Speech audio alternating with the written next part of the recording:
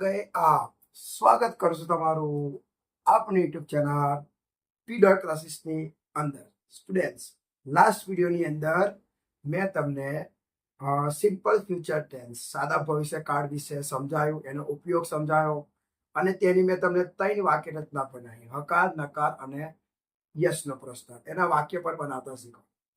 હવે આપણે આજે એ જ ટેન્સની વાત કરીશું અને આજે આપણે હવે એની બીજી 2 વાક્ય રચના વિશે ભણીશું. એક છે WH વાક્ય રચના અને એક છે હું પ્રશ્નાર્થ વાક્ય રચના. ઓકે, WH પ્રશ્નાર્થ અને હું. તમારી સ્ક્રીનની સામે WH શબ્દો આવતા હશે, જેને તમે WH ફેમિલી કહો છો, WH ક્વેશ્ચન કહેતા હશો. કયા? નંબર 1 વોટ એટલે શું, વોટ એટલે શું. બીજું વેર એટલે ક્યાં, વેન એટલે ક્યારે, વેર એટલે ક્યાં, વેન એટલે ક્યારે. હાઉ મેની એટલે કેટલા, હાઉ મચ એટલે કેટલું. પછી એવા એ રીતે બધા શબ્દો છે. એમાં દેખો મેં હું શબ્દનો પણ યુઝ. સ્ટુડન્ટ્સ, હું જે છે ને એ પણ WH શબ્દ જ છે. જેમ કે N1 WHO નહીં, એટલે શબ્દ જ છે. પણ એની જે વાક્ય રચના છે ને એ થોડીક ડિફિકલ્ટ રીતે થાય છે, એની કંઈક અલગ રીતે થાય છે, અલગ રીતે શો કરી છે. એટલે જ્યારે પણ તમે WH પ્રશ્નાર્થ બનાવો ત્યારે કોઈ દિવસ આની અંદર તમારે હું શબ્દને એડ નહીં કરો.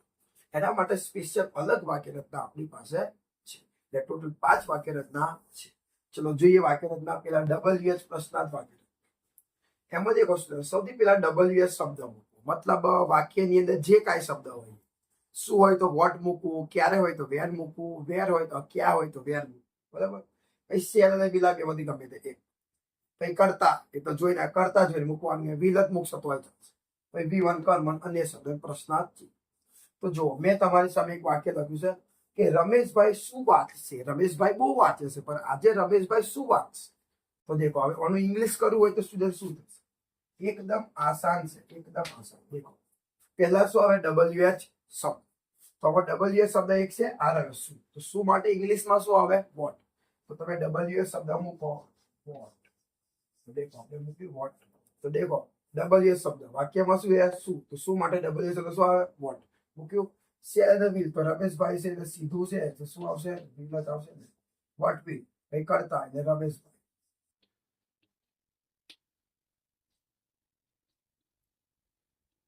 Vote will Rameshbhai. V1 વાંચવું એટલે શું? રીડ આવે. બરાબર ને.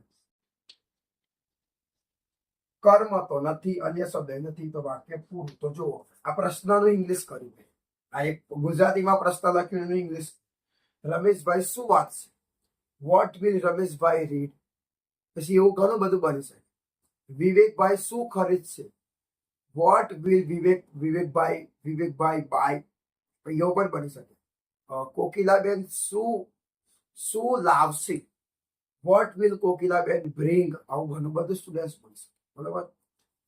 એવું પણ થાય. તમારી બહેન શું બનાવશે? What will your sister make. આવું પણ બને. તમારો જવાબ લખી કે કઈ પણ લખી દો ને જવાબમાં, આન્સરમાં. આ પ્રશ્ન છે અને આ એનો જવાબ છે. જવાબ એ આપું છું કે Rameshbhai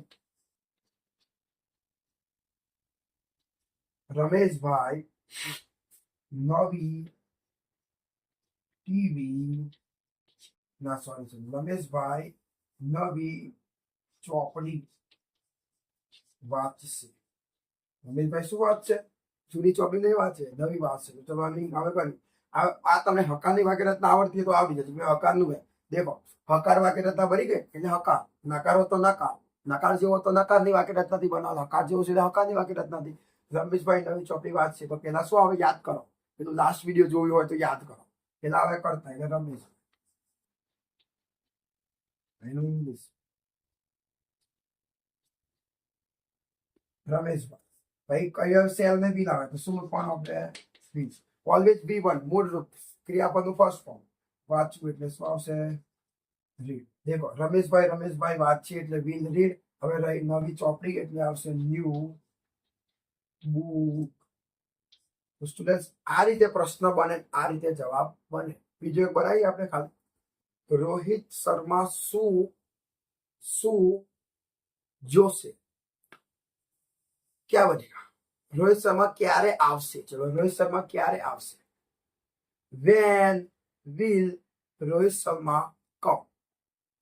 When will Rohit Sharma come? જવાબ રોહિત શર્મા આવતીકાલે આવશે.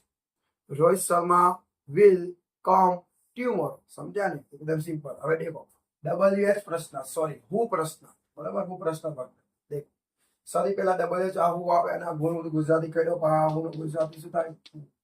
અમુક લોકો અને હું બોલે છે એ ખોટું છે, આને શું વંચાશે અને હું કહેવાય. પેલા હું પહેલા બી એ બી વન ભાઈ કરો. તમે જોઈ કહી શકો આ વાક્ય રચના આ વાક્યમાં શું ફરક છે? એક ફરક છે, અહીંયા દેખો કરતા છે, અહીંયા કરતા નથી. એ કરતા ને જાણવા માટે જુઓ. દેખો અહીંયા રમેશભાઈ છે, અહીંયા કશું પ્રશ્ન જો આપણને કોણ મારી મદદ કરશે? કોણ મારી મદદ કરશે? એનું ઇંગ્લિશમાં થાય. સૌથી પહેલા શું આવે? WHO હું.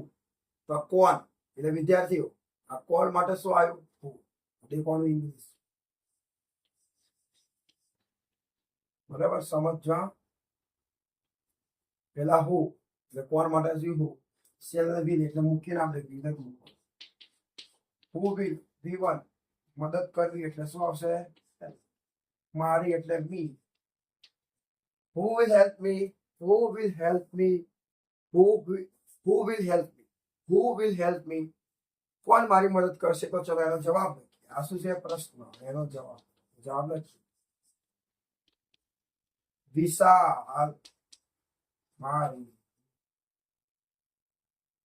મદદ કરશે. તો હવે વિશાલ હું કાઢવાનું અને વિશાલ લગાવી દેવાનું. આન્સર છે વિશાલ ને કોપી આવે.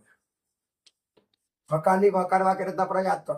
એટલે કરતા એટલે વિશાલ, શેના બિલ માં ગીત ભાઈ V1 એટલે મદદ, હેલ્પ, કર્મ એટલે બી વિદ્યાર્થી થઈ ગયો ને. Who will help me? Vishal will help me. કોણ મારી મદદ કરશે? વિશાલ મારી મદદ કરશે. હજુ એક એવું એક્ઝામ્પલ લઈએ. કોણ ફૂટબોલ રમશે? Who will play football? જવાબ યુવરાજ ફૂટબોલ રમશે. યુવરાજ will play football. સિમ્પલ વાત છે સ્ટુડન્ટ્સ. તો આ રીતે તમે પ્રેક્ટિસ કરશો તો તમને ગેરંટી સાથે કહું છું 100% હું તમને પ્રોમિસ આપું છું કે તમને સાદો ભવિષ્ય કાળ આવડશે. પણ મેં તમને આની અંદર શીખવાડ. હવે જો તમે મારી સાથે એકદમ રૂબરૂ રિયલ ફેસ ટુ ફેસ બનતા હોય ને તો હું તમને ઘણી બધી પ્રેક્ટિસ કરાવી શકું છું. પણ આપણે અત્યારે ઓનલાઈન એજ્યુકેશન લઈ રહ્યા છીએ, ઓફલાઈન નથી, ઓનલાઈન. એટલે હું તમને આની અંદર 1-2 જ વાક્ય કરાવી શકું, વધારે તો ના કરાવી શકું.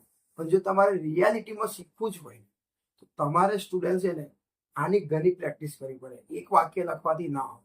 હવે તમે જુઓ ટોટલ કેટલા વાક્ય થયા હું તમને.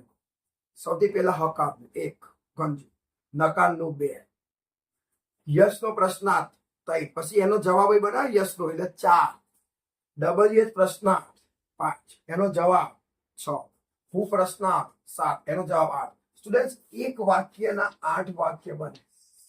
દેખો તમારી સામે ફટાફટ હું બોલી જાઉં છું, ધ્યાનથી સમજો. જોજો. કોઈ પણ કાર્તિક ક્રિકેટ રમશે. Kartik will play cricket. હકાર થયો. હવે નકાર. કાર્તિક ક્રિકેટ રમશે નહીં. Kartik will not play cricket. યસનો પ્રશ્ન. શું કાર્તિક ક્રિકેટ રમશે? Will Kartik play football? જવાબ હા, કાર્તિક ફૂટબોલ રમશે. Yes, Kartik will play football. Okay, હવે ફૂટબોલ લઈ લીધું, વાંધો નહીં. હવે WH પ્રશ્ન. કાર્તિક શું રમશે? કાર્તિક શું રમશે? કાર્તિક શું રમશે? What will Kartik play? જવાબ કાર્તિક ફૂટબોલ રમશે. Kartik will play football. કોણ ફૂટબોલ હું પ્રશ્ન. કોણ ફૂટબોલ રમશે? Who will play football? Kartik. જવાબ કાર્તિક ફૂટબોલ રમશે. Kartik will play football. આ રીતે તમારે 1 8 વાક્ય બનાવવા પડે. એવા તમારે ઘણા બનાવ.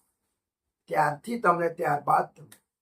તો આ વિડીયોની અંદર આપણે સિમ્પલ ફ્યુચર ટેન્સની પૂરી વાત કરી હતી. મેં તમારા માટે 2 વિડીયો બનાવ્યા સિમ્પલ ફ્યુચર ટેન્સના. કમેન્ટની અંદર તમે જણાવો કે તમારે કેના વિશે વિડીયો જોયો છે, એના વિશે વિડીયો તમારા માટે 100% બનાવીશ. વિડીયો ગમતો હોય તો વિડીયોને લાઈક કરી દેજો, ચેનલને સબસ્ક્રાઇબ કરીને જ જજો અને હસતા રહો, ખુશ રહો અને મસ્ત રીતે બનતા રહો.